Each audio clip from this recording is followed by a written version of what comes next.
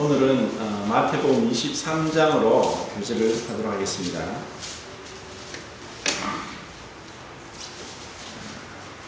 이 마태복음 23장에서는 예수님께서 바리새인들과 서기관들을 향해서 엄청난 책망과 그리고 그들의 어떠한 부분에 있어서 잘못되었는지를 하나하나 짚어서 말씀을 하십니다. 주님께서 이와 같이 너무나 우리의 생각 이상으로 진노하시고 분을 내시고 또 화를 발하시는 이러한 모습은 자칫 잘못하면은 주님에 대해서 오해를 하게 하고, 그리고 이제까지 은혜롭고 자비롭고 사랑이 많으시고 긍휼이 무궁하신 그 주님의 모습과 상반되는 것 같지만, 만약에 주님의 그 사랑에 있어서 공의와 거룩이 제외된다면 그 사랑은 온전한 사랑이 될 수 없습니다. 주님께서 여기서 이렇게 크게 분노하시고 질책하시고 화를 내시는 이러한 주님은 바로 거룩하시고 공의로우시고 죄를 참아보지 못하시고 죄에 대한 분명한 책망이 있다는 것을 우리는 아셔야 됩니다. 지난주에도 제가 말씀을 드렸듯이 이 바리새인에 대해서 사람들이 오해를 하고 있고, 또 복음서에는 늘 이 바리새인에 대한 이 말씀들이 나오기 때문에 이 말씀을 자칫 잘못 생각할 수 있습니다. 사실 바리새인들은 그렇게 많지 않았습니다. 수적으로 바리새인들은 수가 별로 없었고, 또한 그들은 우리가 생각하는 이상으로 훌륭한 사람들입니다. 종교적으로 유대 그 종교를 헬라와 로마의 압제에서 건졌다고 해도 과언이 아닌 훌륭한 자들이었습니다. 그들의 시초는 BC 175년도 그 시리아의 안티쿠스 에피파네스에 의해서 헬라 문명을 이 유대에 데리고 와서 예루살렘 성전과 그리고 유대 종교를 말살시키고자 하는 그러한 정책을 할 때 유다 마카비의 그 다섯 형제들이 과감히 일어서서 우리는 어떠한 헬라 문명이든지 어떠한 외세에도 우리는 맞서겠다. 우리는 목숨을 내 걸고 하나님의 말씀을 지키겠다 하고 해서 분연히 일어났던 애국자였고, 하나님 앞에서 엄청난 열심을 가진 그러한 죽기를 무서워하지 않고 순교를 각오하고 그들은 그 칼과 그리고 무서운 무력 앞에 맞섰던 자들입니다. 이렇게 해서 그들이 바리새인, 분리주의자다, 세상과 분리되고 헬라 문명을 과감하게 물리치고 하나님이 우리 조상 아브라함에게 말씀하신, 그리고 성경에 말씀하신 것을 지키고자 했던 자들입니다. 그런데 이것이 시간이 지나면서 100년 이상의 200년 가까이 세월이 지나면서 이것은 점점 빛이 발하게 됩니다. 이것은 단순히 이 유대인들에게 국한된 것이 아닙니다. 우리나라에도 마찬가지입니다. 우리나라는 일제에 의해서 강제로 나라가 빼앗기게 됩니다. 1905년도죠. 을사조약에 의해서 우리나라가 주권을 빼앗기게 되고, 그때 이후로 여러 가지로 사회, 문화, 정치, 경제에 일본은 우리를 완전히 국민성을 말살시키고자 했습니다. 그러다가 30년대 들어와서는 이제 그 신사참배를 강요합니다. 그러다가 1938년 9월 9일 날 평양교회를 위시해서 전국의 교회들이 신사참배는 우상숭배가 아니다 하고 공표를 하면서 그때부터 교회에서 신사참배를 하게 되었습니다.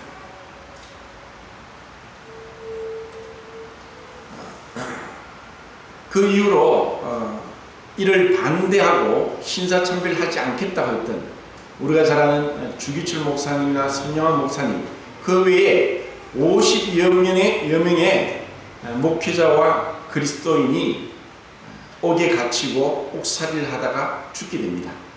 그리고 이런 데 동참하지 않고 이 신사참배를 반대하면서 끝까지 항거했던 교회들이 200개 정도 된다고 합니다. 분명히 알 수 없지만 대부분의 교회들은 이 일본의 총칼 앞에 무릎을 꿇었습니다. 그리고 그들은 타협했습니다. 그래, 우리가 하나님을 믿으면 되지.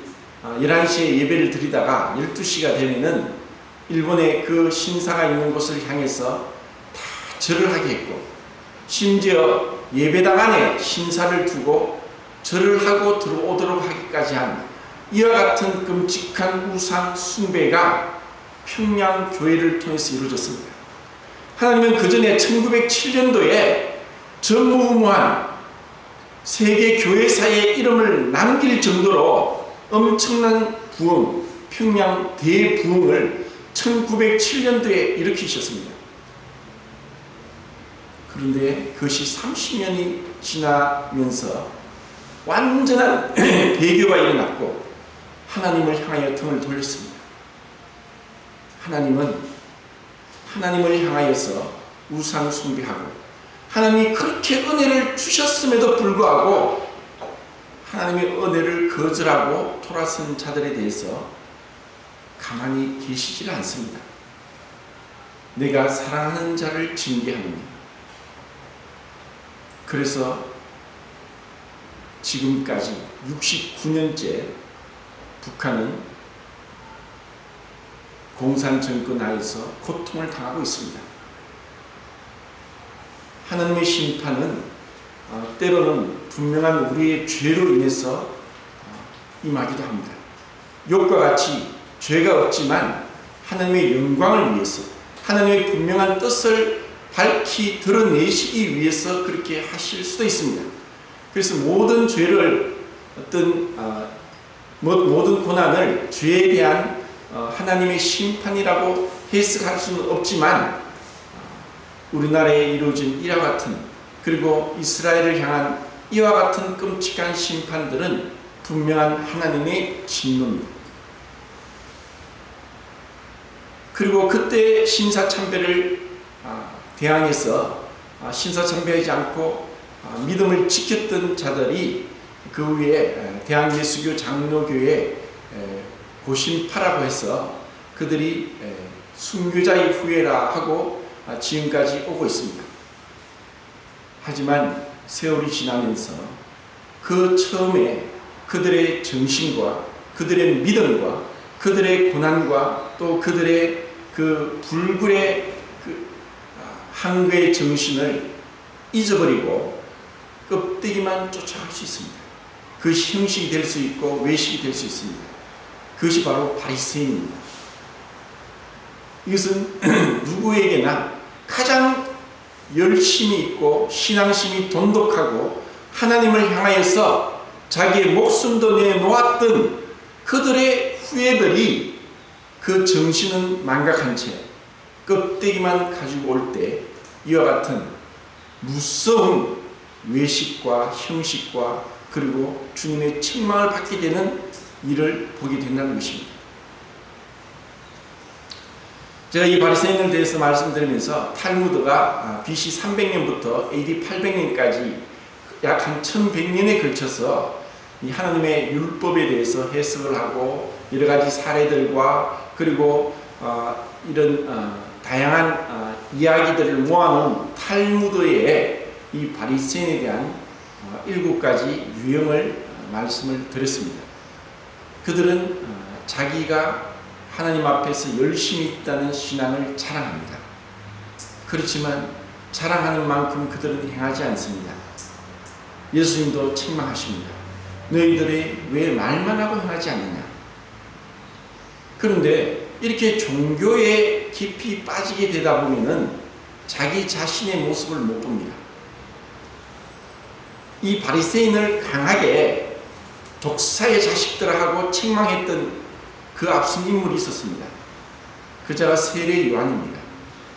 하나님 앞에 가까이 가고 청렴결백하게 신앙을 지키고 타협하지 않고 세속에 물들지 않고 하나님을 위해서 기도와 말씀과 금식으로 나아갈 때 하나님은 우리 사람의 외모에 속지 않고 그 마음에 숨어 있는 탐욕과 욕심을 보게 하시는 것을 세례 요한을 통해서 알 수 있습니다.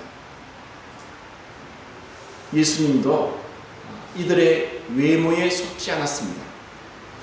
그렇지만 유대인들은 이 바리새인들을 존경했고 훌륭한 하나님을 믿는 사람으로 또 그들은 율법에 대해서 박식하고 이 바리새인은 아무나 되는 것이 아닙니다. 바리새인 중에 힐렐과 샴마이라는 훌륭한 랍비가 있었습니다.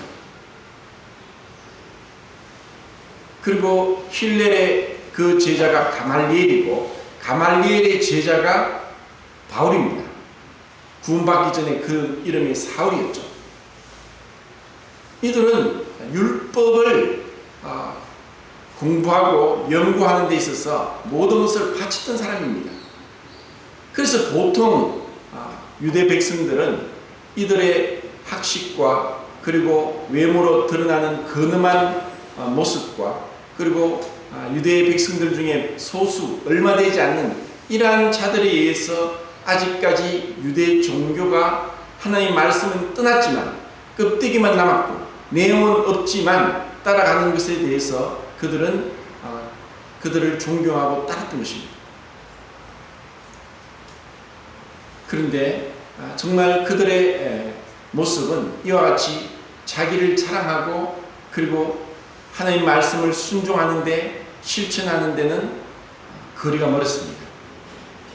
그들은 존경받기를 원했고 랍비라 칭함을 받기를 원했습니다. 랍비의 뜻은 선생님, 박사님 이러한 뜻입니다. 랍비라 칭함을 받기를 원하고 잔치의 상습과 회당의 상석에 앉기를 원했습니다. 사람들 앞에서 이 드러나는 그런 외형적인 종교의 열심에 있어서는 누구에게도 빠지지 않았습니다.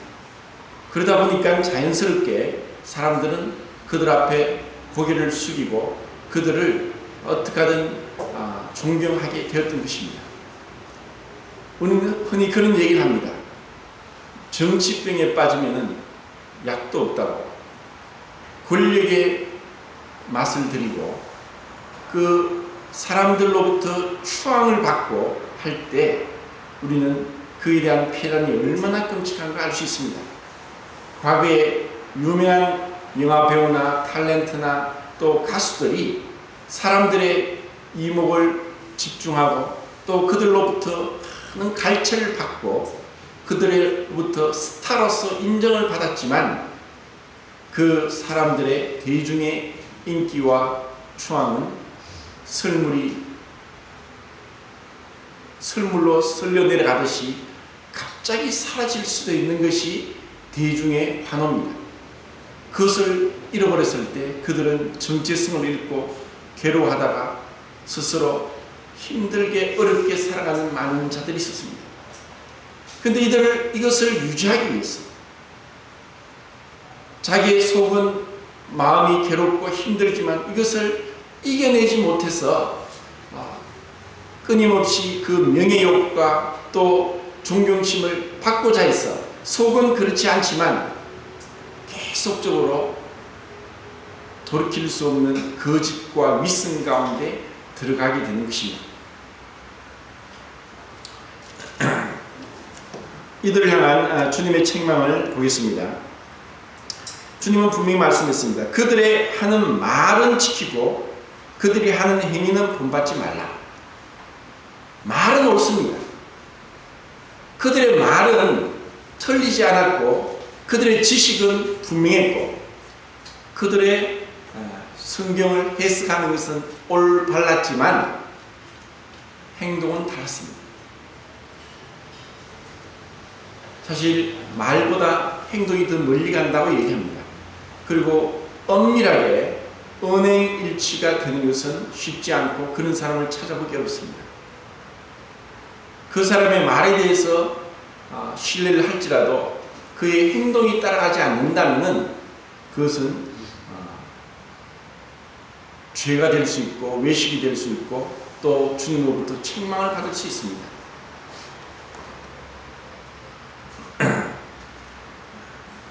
그들은 무거운 짐을 묻고 사람들의 어깨에 맵니다. 때로는 이것이 오늘날도 이렇게 될 수가 있습니다. 권위에 대해서 하나님은 부정하지 않지만 권위주의가 되면 문제가 생깁니다. 권위주의는 여러 가지 병폐를 낳게 됩니다. 인위적으로 권위를 내세우고 그리고 그것을 인위적으로 주님으로부터 온 것이 아닌 스스로 만들어내어서 사람들에게 높이고자 할 때 이와 같이 사람들에게 군림하게 됩니다. 그러나 주님은 말씀합니다. 너희 중에 누구든지 크고자 하는 자는 낮아지고 존경을 받고자 하거든 섬기는 자가 되라. 성경을 받고자 하거든 섬기는 자가 되라. 주님은 이것을 가르쳐주기 위해서 오셨습니다. 교만의 죄로 하나님과 같이 되고자 하는 그 교만의 죄로 하나님을 떠난 우리 인생에게 참된 겸손과 순종과 낮아짐이 무엇인지를 주님은 가르쳐 주시는 것입니다. 그리고 그들은 구약 성경에서 말씀한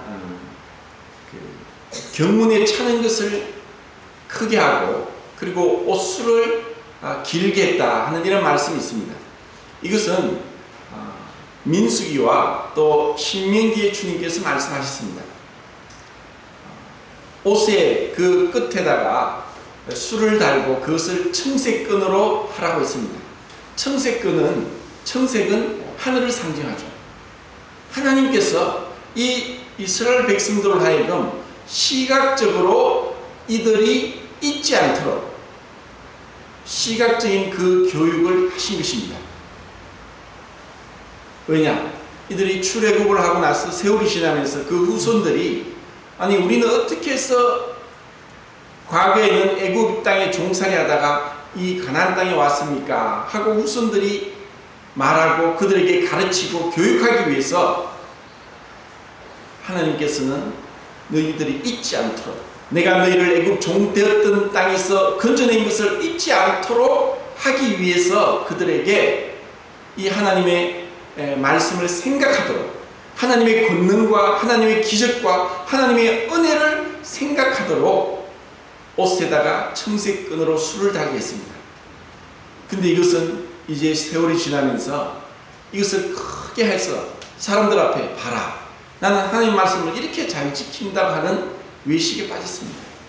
그것은 사람들에게 보이게 하기 위한 것이 아니라 하나님의 그 은혜와 자비를 생각하도록 하기 위한 시청과 교육으로서 하셨는데 알맹이는 빠지고 껍데기만 남게 되었습니다.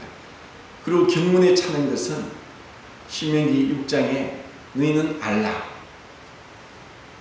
하나님은 오직 하나이신 하나님이시고 하면서 그들로 하여금 길을 가든지 또 아니면 집에 있든지 누웠든지 앉았든지 집을 나가든지 들어오든지 문설주에다가 이 하나님의 말씀을 새기고 너희 마음판에 새기고 그리고 머리에 또 오른 팔굽에다가 이 신명기 6장 4절부터 말씀을 새겨서 잊지 않도록 하라. 기억하라. 하기 위해서 이 말씀을 주셨는데 이제 바리새인들은 보통 이 경문이라 해서 이 신명기 6장 말씀을 조그맣게 적어서 요 이마에다가 이렇게 딱 달아서 이마에 붙였고 오른 팔굽에다가 요것을 딱 말씀을 새긴 것을 여기다 이제 끈으로 감아서 이렇게 묶었습니다. 봐라, 하나님이 말씀하신 것을 나는 이렇게 지킨다. 그런데 이제 이 바리새인들은 이 앞에 경문을 크게 하고 이 발굽에 이것을 크게 해서 나는 이렇게 하나님 말씀을 잘 지킨다 하고 사람들에게 생색을 내고 자랑하고 그리고 은근히 자기의 경건을 가장했던 것입니다. 오늘날도 이스라엘에 가면은 오른쪽 눈높이에는 메주자라고 해서 그 하나님의 신명기 6장 말씀을 새긴 것을 달아놨습니다. 비스듬하게 한 15도 정도로 이렇게 붙여놨는데 이것을 보면은 유대인이다, 유대인 집이다 하는 것을 알게 됩니다. 이것은 미국에 있는 유대인들도 어떤 학교의 기숙사에 보면은 이 유대인 학생들이 메주자를 문에다가 붙여놓습니다.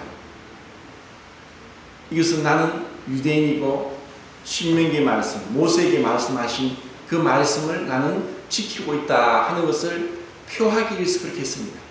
그러다 보니까 이제는 이 메주자가 여러 가지로 나무로 또 심지어 금으로 또 은으로 보석과 같이 찬란하게 이제는 그것이 하나의 장식품이 되도록까지 되었습니다.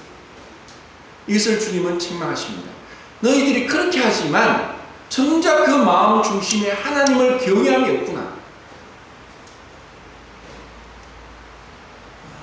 이런 바리새인들은 우리가 될 수 있고 오늘날 우리나라 교회에도 얼마나 많은지 모릅니다. 그들이 참 율법의 외형은 지키고 있지만 참된 율법의 의와 인과 신, 믿음과 사랑과 공의는 버리는 거다.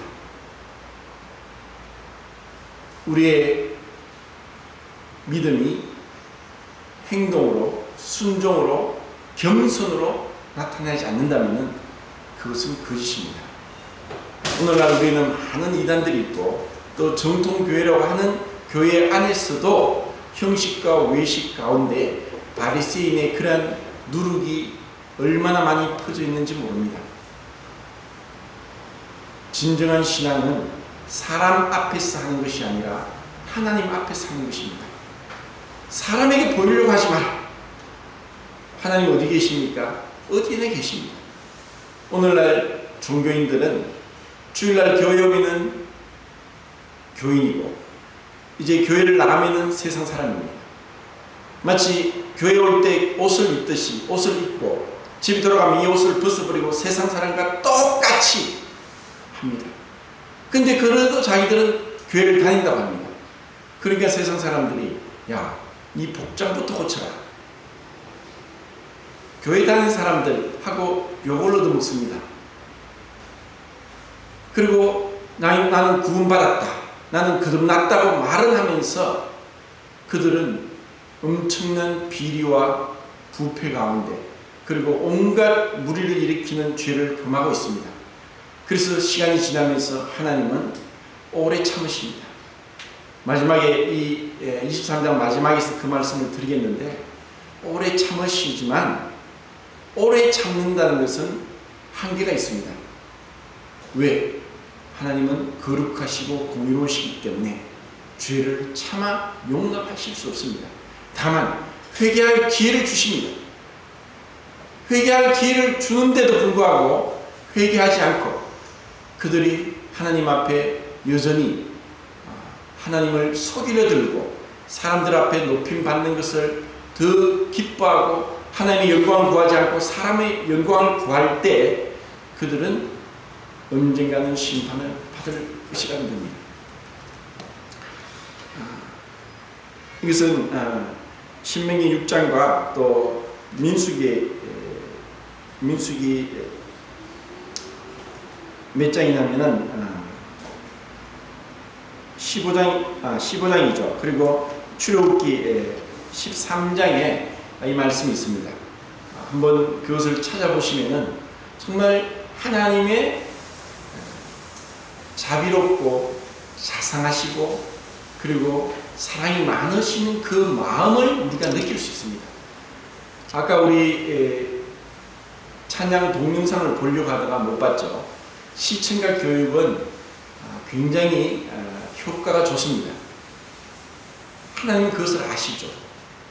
그래서 그 말씀에 너희 마음의 욕심을 따라서 보이는 대로 따라서 하지 않도록 눈에 보이는 그것과 마음의 욕심을 따라 행하지 않도록 하기 위해서 옷수를 푸른색으로 하게 하고 그리고 경문에 차도록 하셨습니다. 왜냐하면 사람은 보이는 대로 따라하기 때문입니다. 오늘날 사단이 정말 대단히 훌륭한 무기를 개발했습니다. 그것은 바로 스마트폰입니다. 스마트폰으로 모든 것을 할 수 있습니다. 그것을 붙잡고 어른이고 애고 할 것 없이 이제 분명히 그것을 좋게 활용할 수 있습니다. 저도 스마트폰을 보지만 그게 성경 번역을 여러 가지로 단숨에 찾아서 볼 수 있습니다. 근데 그렇게 하지 않으려면 이 성경을 다 일일이 찾아서 보려면 시간이 많이 걸립니다. 근데 그것을 탁탁 찾으면 금방 찾을 수 있죠. 그리고 어떤 정보들에 대해서 이 참된 올바른 그 정보를 얻기 위해서 그것을 찾기도 합니다. 그런데 대부분의 사람들은 노예가 되어 있고 중독이 되어 있고 스스로 그것을 종이 되어 있는지도 모르고 중독된 수준까지 가 있습니다.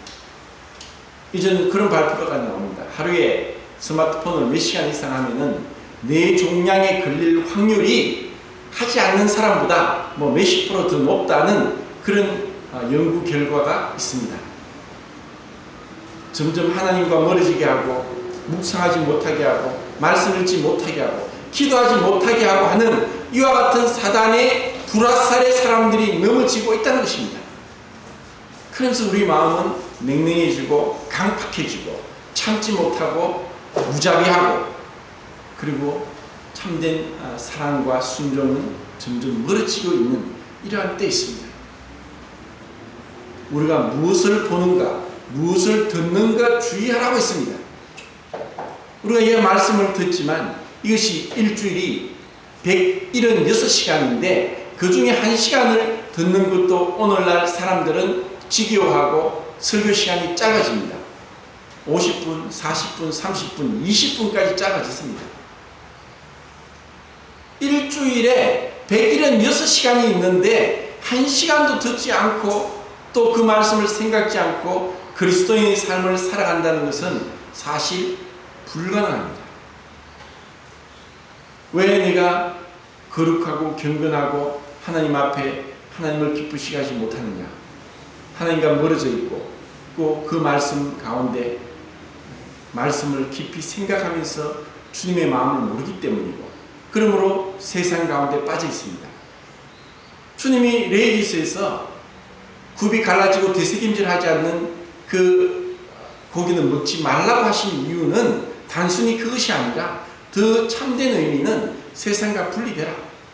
그리고 하나님의 말씀을 계속 생각하라. 기억하라. 잊지 말라. 이렇게 하시는데 우리는 세상적인 것들이 가득 차 있습니다.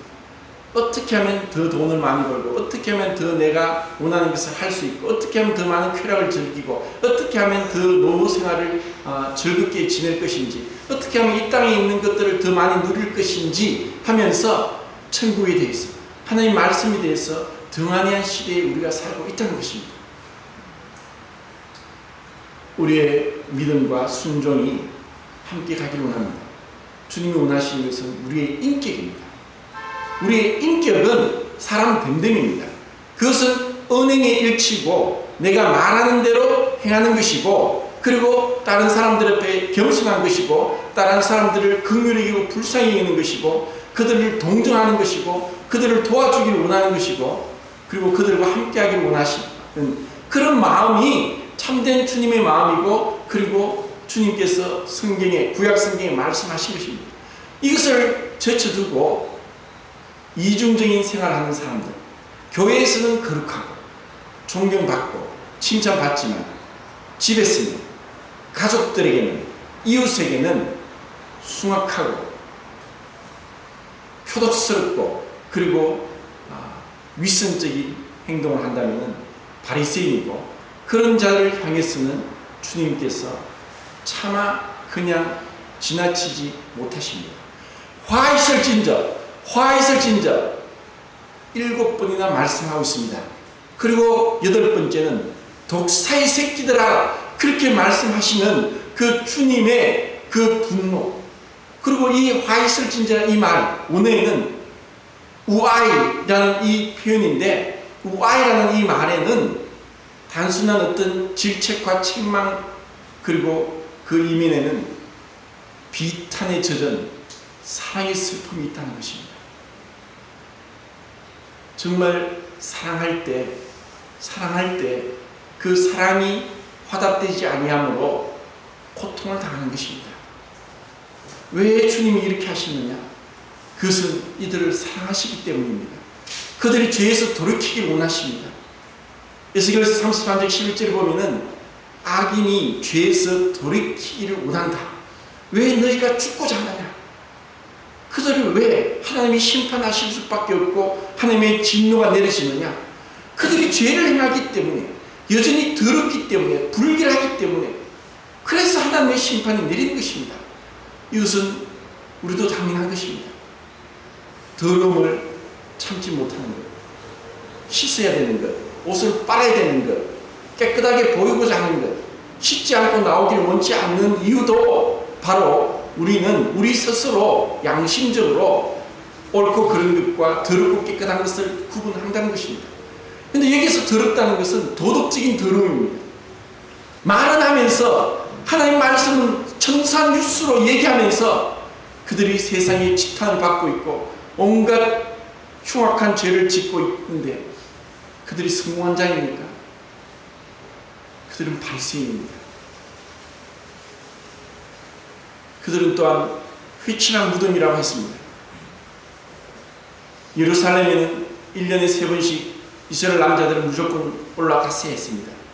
유월절과 무교절과 그리고 오순절과 초막절에는 그들이 올라가야 했습니다.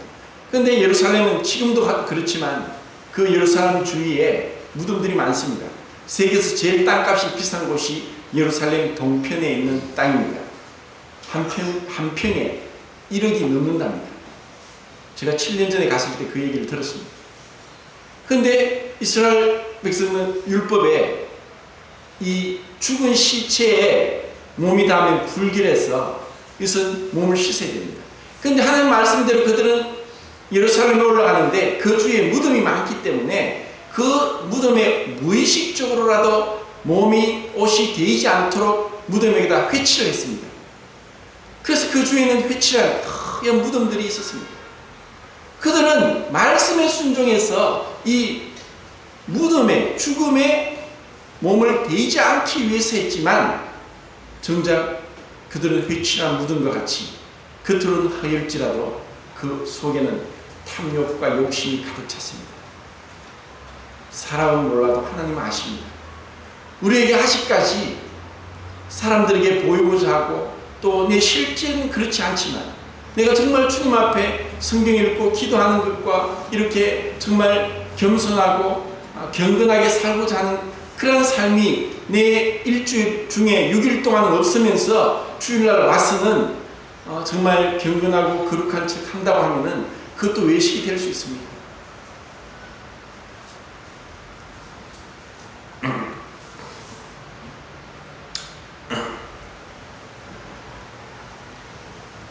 그들을 향해서 눈먼 인도자다. 그리고 어리석은 맹인들이다.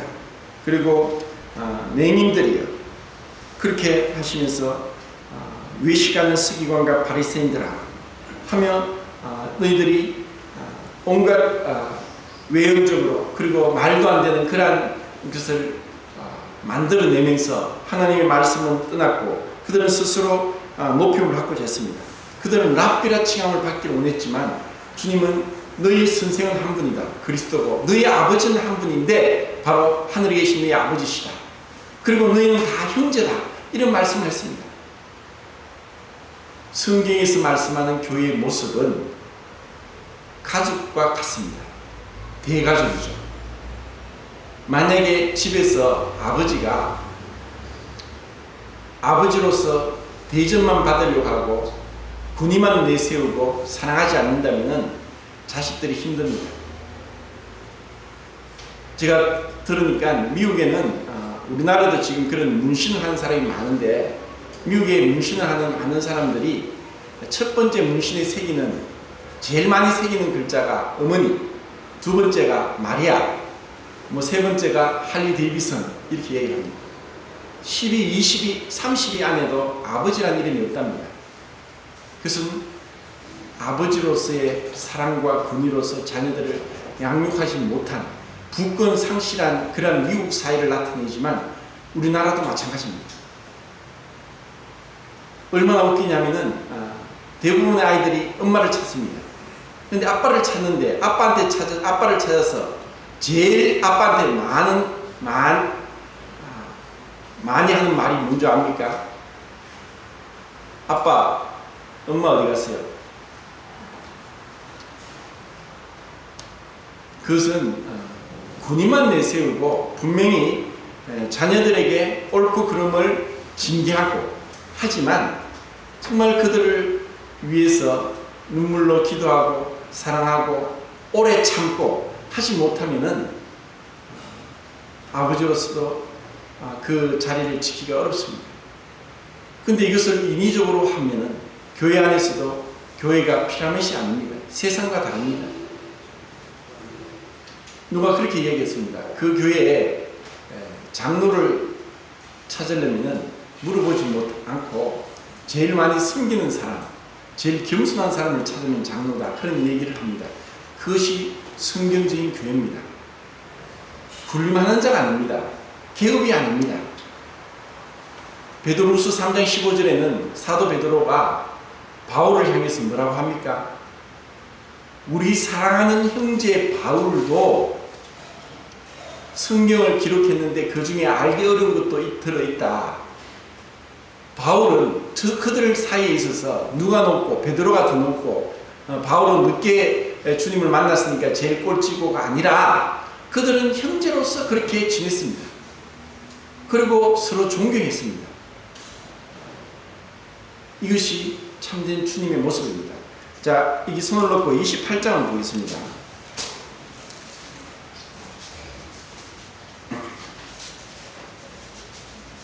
28장 10절에 이에 예수께서 이르시되 무서워하지 말라. 가서 내 형제들에게 갈릴리로 가라 하라. 거기서 나를 보리라 하시니라. 자, 주님이 부활하시고 나서 이제 제자들에게 하시는 칭호가 이렇게 바뀌어졌습니다. 그리고 요한복음에는 내 아버지 곧 너희 아버지, 내 형제 곧 너희 형제에게 가라. 그것은 로마서 8장 29절에 우리로 그 맏아들의 형상을 본받게 하기 위해서 우리를 부르셨다는 것입니다. 그 맏아들이 누구냐? 하나님은 아들, 독생자, 유일하신 예수 그리스도밖에 없었지만 주님이 죽으시고 부활하신 구원의 참된 목적에 있어서는 하나님은 예수님과 같은 많은 아들들을 얻기 원하셨다는 것입니다. 그래서 히브리서 2장 11절에는 거룩하게 하는 자와 거룩하게 함을 입은 자들이 하나에서 난지라. 그러므로 형제라 부르시기를 부끄러워하지 아니하고 일렀으되 내가 네 형제들에게 가서 주님을 선포하리라. 네 형제들에게 가서. 이것은 주님께서 원하셨던, 정말 이제는 사단의 종로로 하면서 사단의 그 거짓말에 속아 넘어가서 교만하고 하나님과 같이 되고자 하고 서로 높고자 하고 시기 질투하고 그리고 미움과 악의가 가득 찬 그러한 악한 그 사단의 종과 사단의 아들이 아니라 하나님의 아들로서 겸손과 사랑과 그리고 자비와 온유로서 옷 입은 그와 같은 주님의 모습으로 우리를 형상으로 닮게 하기 위해서 우리를 부르셨다는 것입니다. 교회 안에서 이와 같이 정말 주님이 하신 말씀, 이렇게 아름다운 교회의 모습이 우리 중에 이루어지길 바라고, 가정과 같이 사랑이 있고 그리고 누가 누구를 더 내세우기 전에 서로 귀하게 여기고 존귀 여기고 연약한 자를 더 붙들어주고 어려운 자들을 도와주면서 우리는 주님이 말씀하신 아름다운 영광스러운 교회의 모습을 이루어가야 될 것입니다. 그리고 주님은 분명히 이제 이것도 하고 저것도 버리지 마라. 그들의 말은 따르되 행위는 따르지 말고, 그리고 율법의 외형도 지키되 그 안에 실질적인 참된 의와 인과 신도 따라가라. 그리고 그렇게 하기 위해서 분명히 주님은 율법의 마침이 되셨지만 이제 주님은 우리 안에 성령으로 임재하셔서 육체를 따르지 않고 성령을 쫓아 행하는 자에게 율법의 요구가 이루어지게 하셨습니다. 율법의 요구는 무엇입니까? 사랑입니다. 그 사랑을 우리의 육신적인 힘으로 하려고 하면 한계가 드러나고 불가능합니다. 안 됩니다. 우리에게는 원래 사랑이 없습니다. 솔직히 자기 자식도 그렇게 사랑하지 못하는 게 우리 사람입니다. 그런데 정말 성령을 쫓아 행하는 것, 성령의 인도를 받는 것, 그러기 위해서 말씀과 기도 가운데 주님 앞에 나올 때 주님의 생명이, 주님의 사랑이, 주님의 오래 참으심이 우리 가운데 나타나게 되는 것입니다. 어제 뉴스에 보니까 점점 사회가 흉악해지고 범죄가 더 교묘해지니까 언제인지 모르지만 사형제도 중에서 정기고문 사형제도를 부활시킨다는 그런 뉴스를 봤습니다. 왜 그렇습니까? 지금 우리는 세계 최고의 교육 수준 가운데 정말 고등학교 나온 사람을 찾아보기 힘들 정도로 이렇게 교육 수준은 높지만 범죄는 더 지능적으로 되어가고 있고 사회는 더욱더 매정하고 무정하고 그리고 흉악해지고 있습니다. 교육으로 사람이 변화되지 않습니다. 또 종교가 이렇게 교회가 많고 하지만 위선자와 바리새인 같은 자들은 더 차고 넘칩니다. 사람들은 눈에 보이는 것으로 크고 어리한 예배당과 그리고 많은 사람들과 은사 있는 사람들을 통해서 하나님의 일을 이룰 것 같지만 하나님의 일은 겸손하고 그리고 사람이 볼 때 뭔가 어리석고 미련한 그 자들을 통해서 하나님은 자기 이름을 드러내길 기뻐하십니다. 그래서 주님은 감사했습니다. 지혜롭고 슬기로운 자들에게 이것을 숨기시고 어린아이들에게 이것을 나타내심을 감사합니다. 우리가 어린아이와 같은 그런 마음. 마태복음 18장에서도 어린아이 같지 않으면 천국에 갈 수 없다고 말씀하셨는데 지금 여기 화 있을진저 하면서 7가지 그 말씀은 정확하게 그 앞에 5장에서 말씀하신 팔복과 대조됩니다. 심령이 가난하고 애통하고 의에 줄이고 목마르고 온유하고 긍휼을 베풀고 마음이 청결하고 화평케 하고 의를 위해 핍박을 받는 자, 그들이 바로 천국이 저희 것이다. 그런데 이들은 외형적으로는 율법으로서 흠이 없는 자고 그리고 사람들로부터 존경을 받고 지식이 있고 말은 분명하게 올바르게 했음에도 불구하고 그들은 그 팔복에 말씀하신 것과 완전히 반대되는 그런 모습으로 나타납니다. 이것은 우리의 힘으로 노력으로 될 수 없는 것입니다. 이것은 전적인 하나님의 역사고 하나님의 그 생명이 우리 안에 심겨졌을 때 우리의 교만한 마음이 겸손해지고 참지 못하는 그 성질이 참아지게 되고 주님을 생각함으로 나를 위해서 하늘 보좌를 버리시고 나를 위해서 자기 목숨을 버리신 그 주님을 생각할 때 그 주님의 생명의 능력이 나를 통해서 오래 참게 하고 온유하게 하고 겸손하게 한다는 것입니다. 이것이 신앙입니다.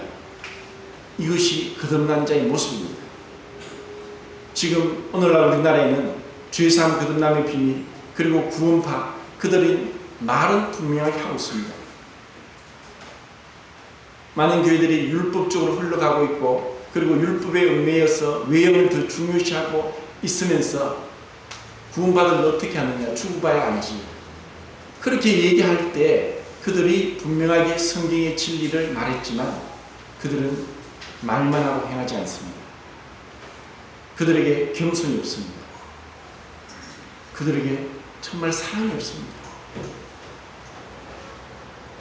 지금 세상은 도덕적으로 뿐 아니라 종교적으로 더욱더 혼탁하고 더욱더 악한 그런 가운데 우리가 살고 있습니다. 도대체 누가 진짜고 누가 가짜인지 헷갈리게 만듭니다. 주님은 마태복음 13장에 말씀하셨죠. 놔두라. 가라지 놔두라. 추수 때까지 놔두라. 가지가 계속 섞여 들어오면서 정말 그들이 비즈니스를 위해서 교회에 오는지, 결혼을 하기 위해서 교회에 오는지, 아니면 자기 어떤 종교심을 무마시키기 위해서 오는지 사람은 모릅니다. 근데 그들이 시간이 지나면서 성경도 알고 기도도 잘하고 그리고 종교적인 행위를 할 수 있지만 그들은 여전히 그 속에 탐욕과 욕심이 가득 찼습니다. 진정으로 거듭나지 못했고 주님을 만나지 못했고 구원받지 못했습니다. 말은 분명히 하지만 그들의 삶을 통해서 우리가 배울 것이 하나도 없습니다. 하나님을 속지 않습니다. 하나님을 속이려고 하지 마십시오. 우리는 어떻습니까? 내가 점점 가면 갈수록 성경을 많이 아는 만큼 더욱더 고개를 숙이느냐, 주님 가까이 가는 만큼 더욱더 세상과 멀어지느냐,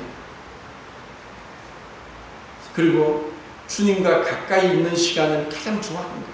내 기도하는 시간 가장 귀하고 즐겁도다고 했던 그 믿음의 선진들이 한 말대로 그 어떤 세상의 쾌락과 세상의 그 유의보다도 주님 앞에 무릎 꿇고 주님 앞에 나가는, 주님을 사모하고 주님 오심을 기다리고 주님이 약속하신 그 약속이 이루어지기를 바라고 이 땅의 그 모든 부귀 영화도 주님을 위해서 과감하게 버릴 수도 있는 모세와 같은 신앙, 세상 사람의 조롱을 받으면서도 120년 동안 방주를 만들었던 노아와 같은 신앙, 그리고 세상 사람을 정죄하면서 세상의 그 모든 쾌락을 정죄하면서 하나님 말씀을 전했던 에녹과 같이 하나님과 동행하는 삶, 순종하는 삶, 하나님을 경외하는 삶, 아브라함과 같이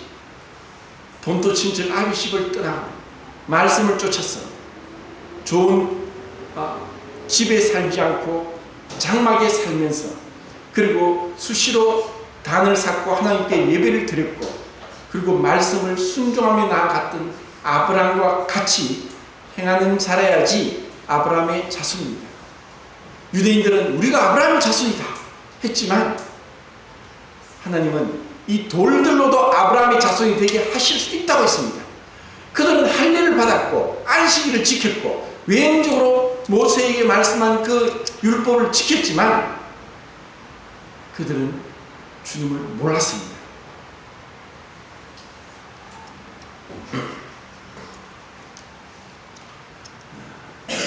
그리고 그들은 33절을 보겠습니다.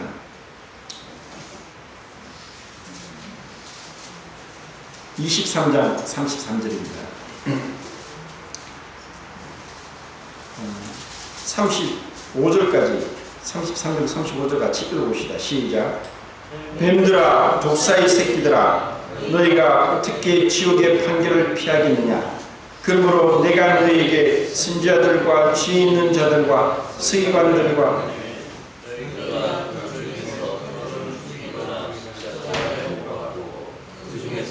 그러는 그 회당에서 채찍질하고 이 동네에서 저 동네로 따라다니며 박해하리라. 그러므로 아벨의 피로부터 성전과 제단 사이에서 너희가 죽인 바라가의 아들 사가라의 피까지 땅 위에서 흘린 의로운 피가 나를 너희에게 돌아가리라. 여기서 잘 보십시오. 33절에 내가 너희에게 선지자와 지혜 있는 자들과 서기관들을 보내매. 자, 우리는 22장에서 다윗의 시편 110편에서 내 주께 말씀하시기를 너는 내 발등상 되게 할까지 내 우편에 앉아 있으라 했던 그 시편 110편의 말씀을 인용하면서 그러면 그리스도가 누구의 자손이냐? 그들이 대답하기 다윗의 자손이다. 그러면은 다윗이 시편에서 말씀한 대로 내 주께서 내 주에게 말씀하시기를 했을 때 그 그리스도는 다윗의 자손이라고 했는데 그러면 그 말씀은 무슨 뜻이냐 하고 물었을 때 그들은 대답을 못했습니다. 그것은 바로 주님께서 그리스도께서 다윗의 후손으로 오셨지만 다윗의 뿌리라는 것을 말씀하고 있습니다. 그것은 그리스도의 그 선제성, 영원전부터 계셨던 그 분인 것을 스스로 말씀하신 것입니다. 근데 그들은 깨닫지 못했습니다. 여기서 또 주님 말씀하십니다. 내가 너희 조상들에게 선지자와 그리고 많은 지혜로운 자들을 보내어서 너희들로 하여금 돌이키게 하였다. 그런데 너희들은 결국 그 선지자들을 죽였다. 아벨의 피로부터 사라의 피까지 말씀하십니다. 우리가 가지고 있는 구약 성경은 AD 90년도에 양리아 회의에서 창세기부터 말라기까지 39권을 확정하고 순서를 정했습니다. 주님 당시에 마지막 책이 역대하였습니다. 자, 역대하 36장을 이제 손을 놓고 보겠습니다. 36장, 역대하 36장.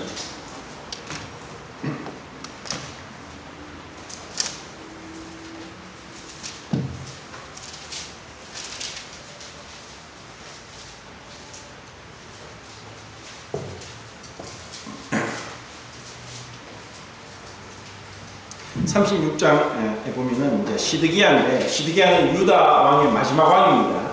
그리고 이 시드기야는 결국 하나님의 말씀을 불순종해서 눈이 뽑혀서 결박을 당해서 바벨론까지 포로로 끌려갔던 비참한 유다의 마지막 20번째 왕이라는 것을 우리는 알게 됩니다. 그런데 하나님께서 이 바벨론을 통해서 그를 돌이키고 회개하기를 원하셨지만 그들은 그렇게 하지 않았습니다.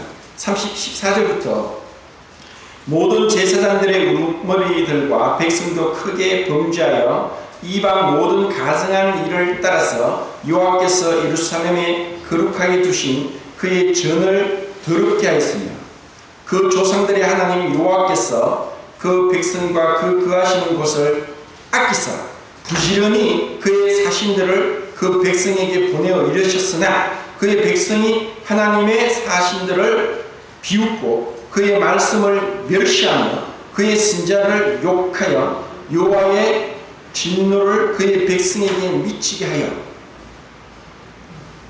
회복할 수 없게 하였습니다. 이렇게 해서 이 마지막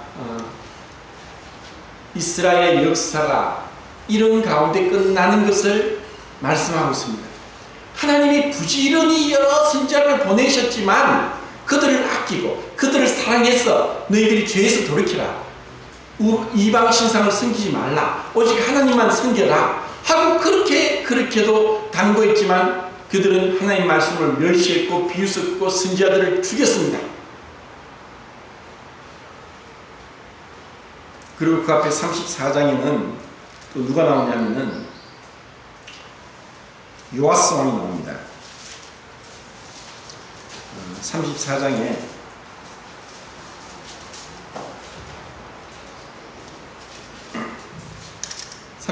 이제 요아스 왕이 나오는데 요아스 왕을 잠깐 보겠습니다.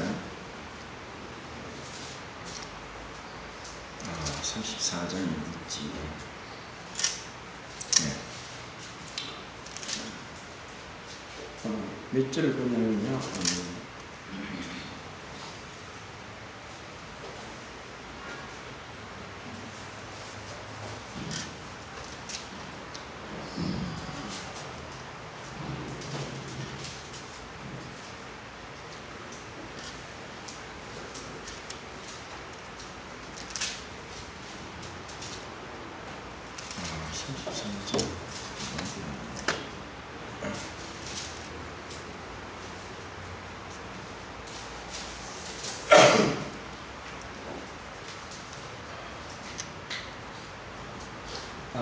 이게 24장입니다. 24장.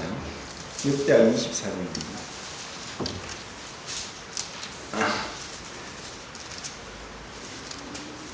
24장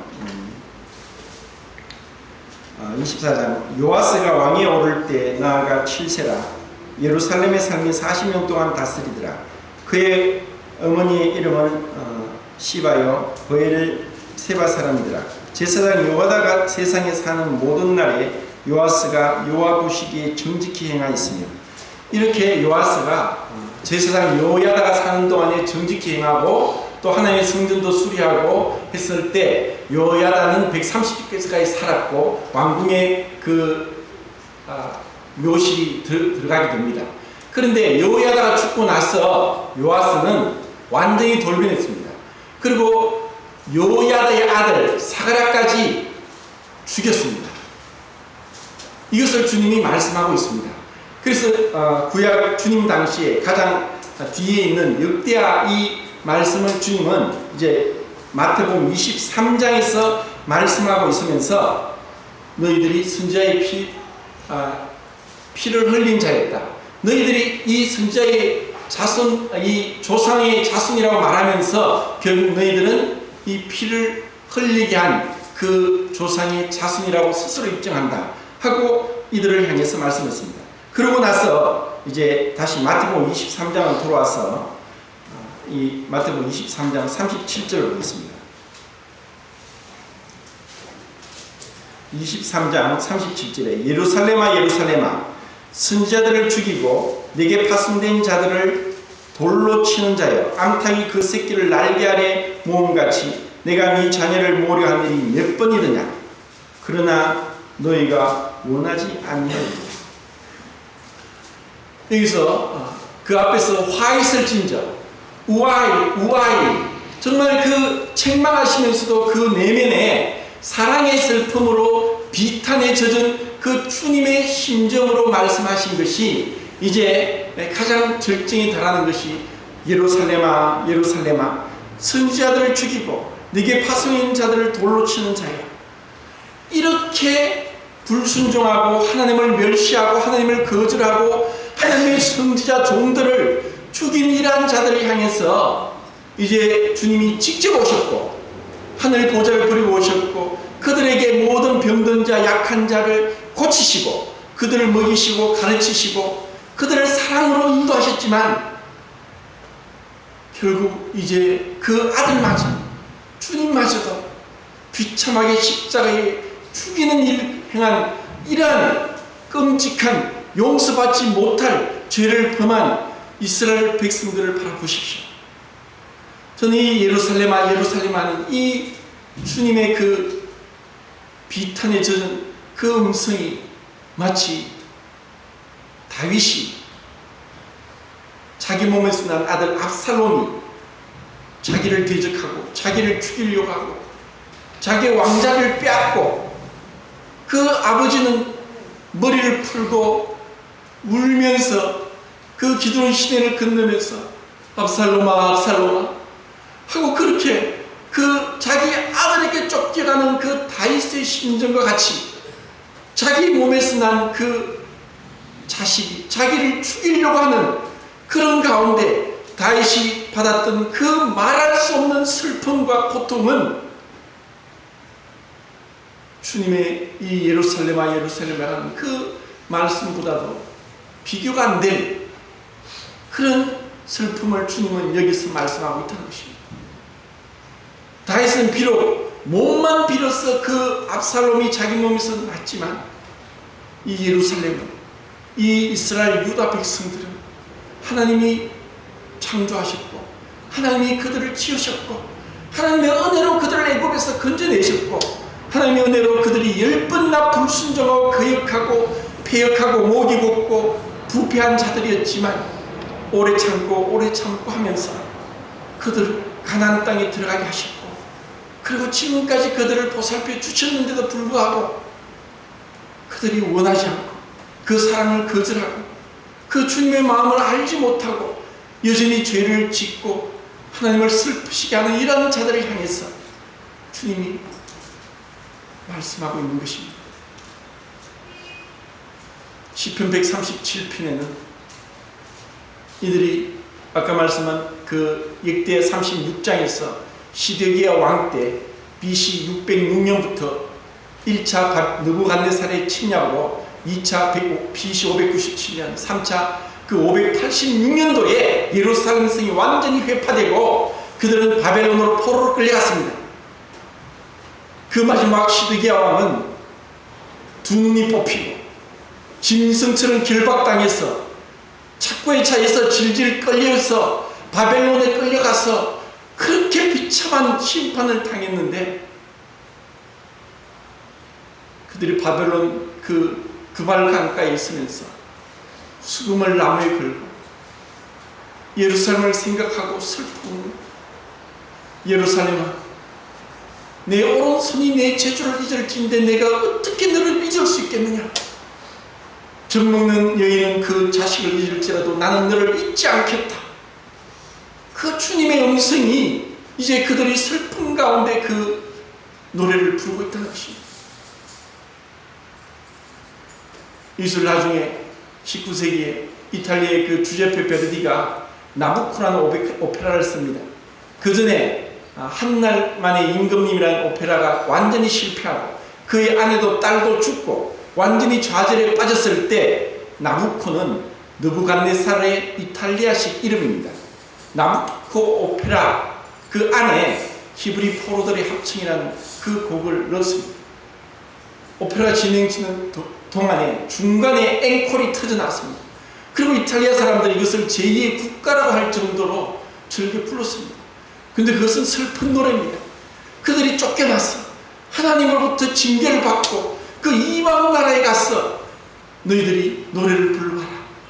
우리가 어떻게 이방 나라에서 하나님의 노래를 부를 수 있겠느냐 했던 그 슬픈 것이 이 시편 137편에 묻어나오고 있습니다. 그리고 그들이 주님이 말씀하시고 나서 약 40년 뒤에 로마의 타이터스 장군에 의해서 예루살렘이 완전히 해파되고 그나마 로마의 속국으로 면면히 유지해오고 있던 유대 종교는 완전히 없어져 버립니다. 그리고 1949년도 5월 15일 날 이스라엘이 1900년 만에 에스겔서에 약속한 대로 그들이 나라를 세울 때 그 전 4월 달에 마지막 이제 그 팔레스타인에 있는 그 팔레스타인들을 쫓아내고 그 나라를 세우고자 하는데 많은 어려움과 반대가 있었습니다. 그들이 그 안에 갇혀서 이제 더 이상 양식이 없습니다. 이제 굶어 죽을 가운데 있었을 때 그들은 놀라운 기적을 경험하는 것입니다.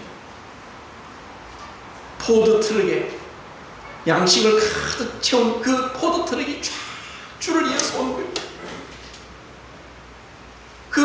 그 앞에 현수막으로 글을 새기기를 시편 137편에 예루살렘이여 내가 어찌 너를 잊겠느냐.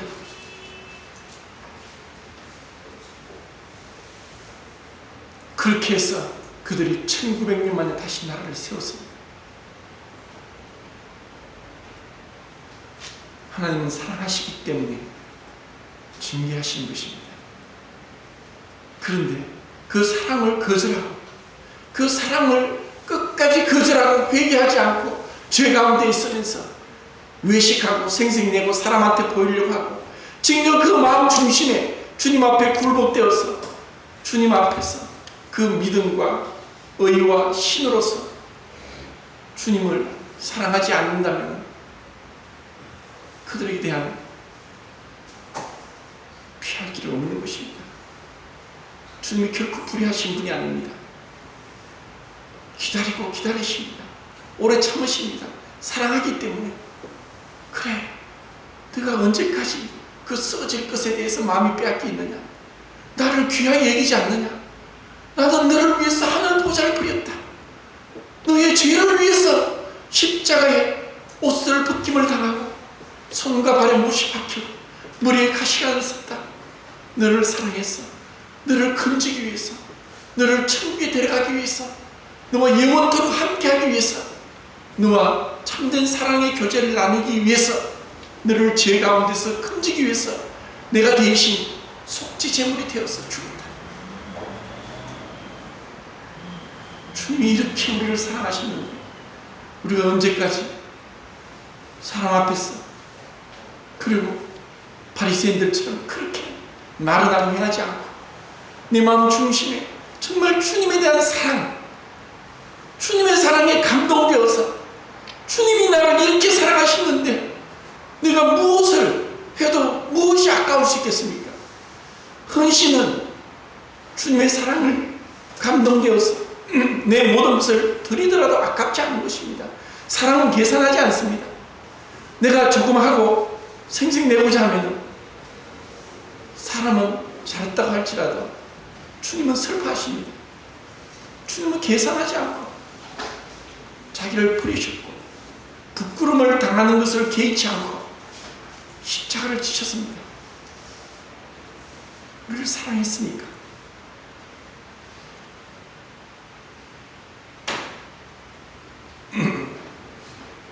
우리의 시간과 우리의 물질과 우리의 재능을 이제 얼마 남았는지 알지 못하지만 주님을 위해 사용하고 주님의 마음을 갖고 주님이 행하신 것처럼 주님처럼 따라가고 세상 사람들이 뭐라 하기 전에 세상 사람들과 상관없이 천국을 바라보면서 갑시다. 천국에 가면은 정말 겸손하게 주님만 따라갔던 자들이 더 큰 상을 받을 것입니다. 제가 이렇게 앞에 나와서 그나마 그래도 사람들이 설교를 하고 목회를 하니까 잘 봐주지만 동력한다고 뒤에서 숨어서 기도하고 저를 도와주는 동력자들은 드러나지 않습니다. 하나님은 공평하십니다. 저는 생각합니다. 하나님은 공평하시기 때문에 나중에 천국 가서는 동력자가 더 많이 영광을 받을 것이다. 이 땅에서 영광을 받았는데 주님 나라 가서 또 뭐 받겠습니까? 누가 알아주든 상관하지 않고 주님 앞에서 이것을 라틴어로 코람데오라고 합니다. 그 안수연이라는 그 청년 바보의사 33살에 일찍 죽은 그 청년 바보의사 안수연이 그렇게 코람데오라고 책상에서 붙이고 그렇게 33년을 살았습니다. 정말 사람들은 몰라주더라도 주님의 마음으로 그렇게 살았습니다. 그가 죽었을 때 장례식에 4,000명이 왔습니다. 우리의 참된 가치는 장례식장에서 아니면 그 장례식장에서도 드러나지 않는다면 하늘나라에서 우리의 참된 인격과 주님을 따라가서 주님을 순종하며 주님을 기쁘시게 한 것이 드러날 것입니다. 사랑 가운데 높임받는 것 무시하시고 그것은 오히려 독이 될 수 있습니다. 바리새인과 같이 외식에 빠질 수 있습니다. 내 마음 중심에서부터 주님을 사랑하고 주님을 닮기를 간절히 바랍니다. 감사합니다.